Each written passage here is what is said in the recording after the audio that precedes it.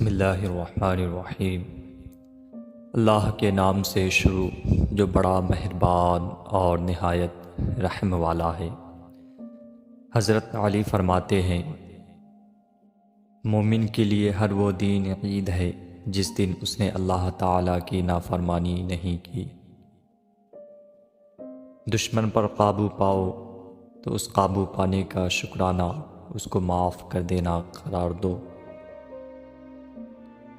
کسی کا ساتھ چھوڑنے سے پہلے ایک بار ضرور سوچنا کہ اب تک اس کے ساتھ کیوں تھے۔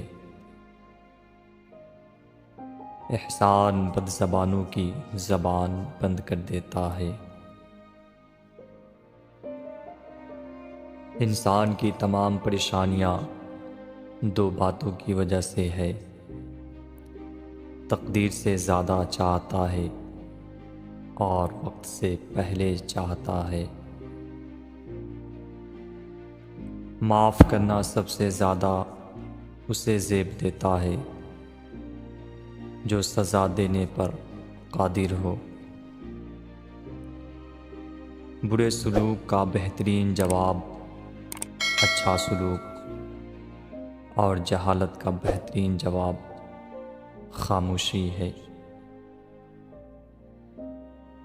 اپنی زبان کو سلام کرنے کا عادی بناؤ، اس سے دوست بڑھتے ہیں اور دشمن کم ہوتے ہیں۔